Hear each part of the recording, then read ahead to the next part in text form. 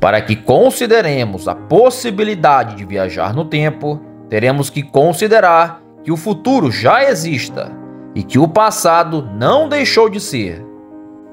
Passado, presente e futuro seriam facetas de uma mesma dimensão atemporal, assim como altura, largura e profundidade são as 3 dimensões espaciais. Foi Einstein que propôs que o tempo seria a 4ª dimensão, desafiando e revolucionando a noção defendida pela física desde Newton. Muito antes do físico alemão, Santo Agostinho percebeu a importância do tempo. Dentre suas assertivas, o bispo de Hipona diz que o mundo não foi feito no tempo, mas sim com o tempo, atribuindo ao tempo existência real.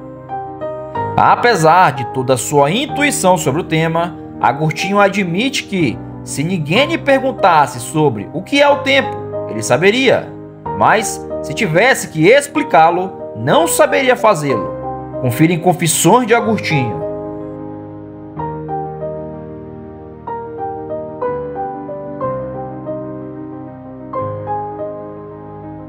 Eclesiastes não é o único livro a tratar do tempo e de sua fugacidade.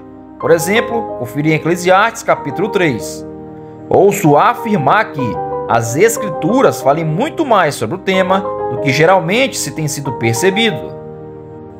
Sugiro que recorramos ao mais enigmático livro das Escrituras em busca de indícios da possibilidade de se viajar na malha temporal, tanto para frente quanto para trás. Segundo o testemunho de João, apesar de confinado em uma ilha no meio do Mediterrâneo, ele se achou em espírito no dia do Senhor, onde recebeu a ordem para escrever sobre coisas que haviam se passado, sobre outras que estavam ocorrendo naquele momento e ainda sobre as que aconteceriam em seguida.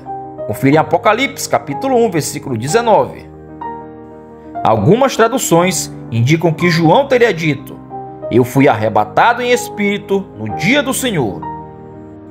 Muitos intérpretes, sem compreender o poder de Deus para nos transportar no tempo e espaço, dizem que a expressão dia do Senhor nada mais é do que uma alusão ao domingo, dia em que os cristãos primitivos costumavam se reunir para adorar a Deus.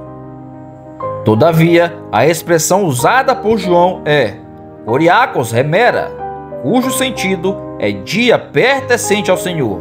Expressões correlatas são encontradas em diversas passagens no Novo Testamento, como em 1 Tessalonicenses capítulo 5, versículo 2, 2 Coríntios capítulo 5, versículo 5, Atos capítulo 2, versículo 20, 1 Coríntios capítulo 1, versículo 8 e 2 Coríntios capítulo 1, versículo 14 e 2 Pedro capítulo 3, versículo 10.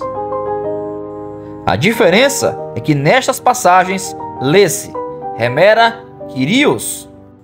O sentido é o mesmo, podendo Remera Kyrios ser traduzido como dia do imperador e Kuriakos Remera como dia imperial.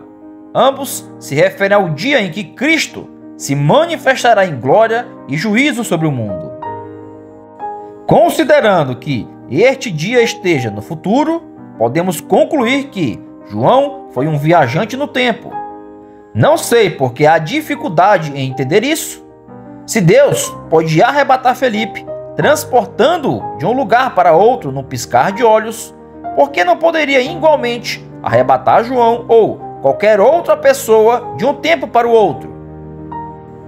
Após batizar o eunuco no caminho de Gaza, lemos que o Espírito do Senhor arrebatou a Felipe e o eunuco não o viu mais, e jubiloso continuou o seu caminho.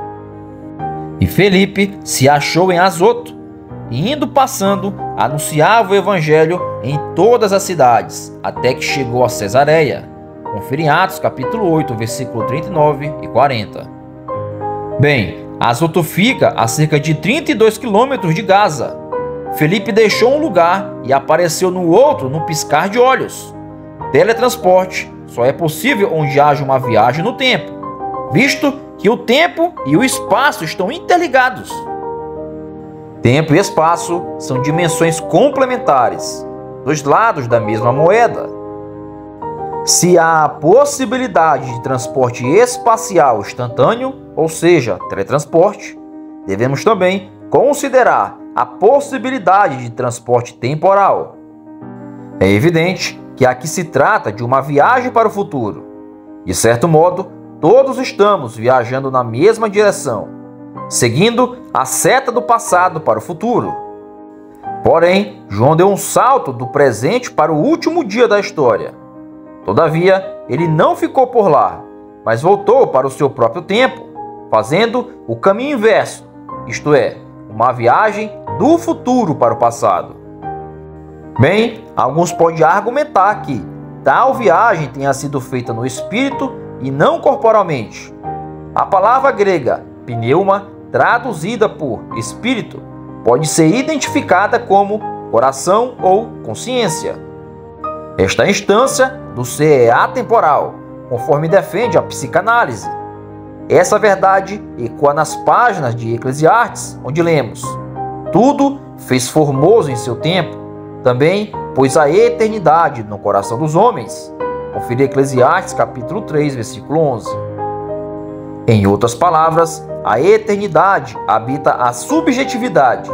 Penso ser perda de tempo e de recurso tentar construir uma máquina capaz de viajar no tempo. A ciência ainda se dará conta de que tal máquina do tempo já existe. É item de fábrica com o qual já nascemos, nossa consciência. Admitidamente, o maior mistério com o qual a ciência tem tido que lidar. Tudo o que sabemos sobre ela é uma mísera pontinha do iceberg. Minha conclusão é que ser transportado em espírito para outro tempo não diminui em nada a importância do fenômeno. Não foi apenas um êxtase, um transe hipnótico ou algo parecido. Foi uma experiência profunda e real que transcende as limitações do tempo e espaço, permitindo a João testemunhar eventos futuros e retornar para relatar suas visões.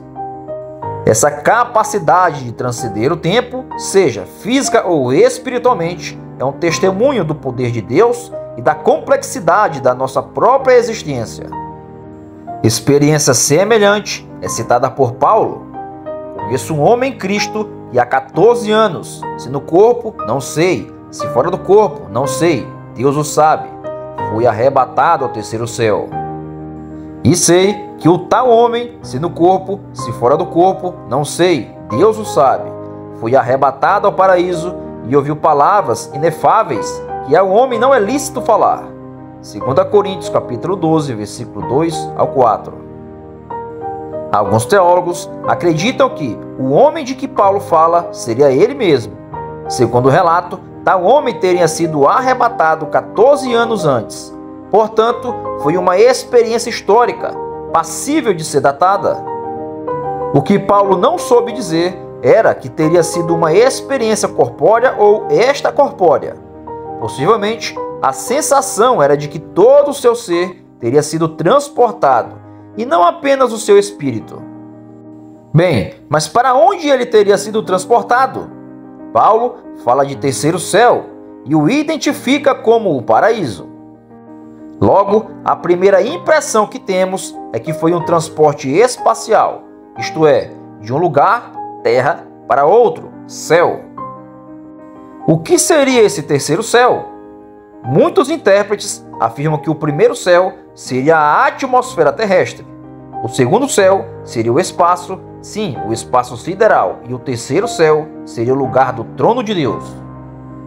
Bem, sugiro uma leitura alternativa. Em vez de designações espaciais, designações temporais, em vez de lugares, tempos. Portanto, o terceiro céu não seria um céu acima dos dois primeiros céus, mas um tempo à frente desses. E tomo por base da minha interpretação um texto muito conhecido da segunda epístola de Pedro, segundo o qual o primeiro céu teria existido desde a criação até o dilúvio. Confira 2 Pedro capítulo 3, versículos 5 e 6.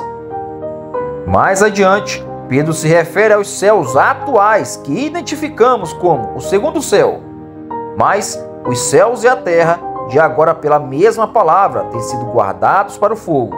Confira no versículo 7 e 8. E por fim, ele fala do terceiro céu ao referir-se aos novos céus e uma nova terra, nos quais habita a justiça. Confira no versículo 13. É digno de nota que Pedro conjuga o verbo habitar no presente como se o que nos aguarda no futuro já fosse real hoje. O futuro está presente entre nós. Portanto, o primeiro céu representa a era passada, o segundo céu, a era presente, e o terceiro céu, a era futura. Logo, concluímos que Paulo fora arrebatado ao futuro. O único mistério que persiste é se foi uma experiência corpórea ou extracorpórea. E quanto ao paraíso, creio tratar-se do mesmo fenômeno. O paraíso não é um lugar, mas um tempo. Não podemos apontá-lo em um mapa. Ele é encontrado nas páginas das Escrituras no início da criação e reaparece no fim, mas não como um lugar bucólico original, mas como uma cidade. Para ser arrebatado ao paraíso, teríamos que viajar no tempo, fosse para o passado, no início de tudo, ou para o futuro, quando na consumação da história. Foi para este mesmo paraíso que Jesus prometeu ao ladrão penitente. Hoje mesmo, garantiu o Salvador, estarás comigo no paraíso. E a exemplo do que aconteceu com ele, todos quantos deixamos esta dimensão temporal, somos remetidos imediatamente ao paraíso, isto é, ao tempo em que todas as coisas são cumpridas.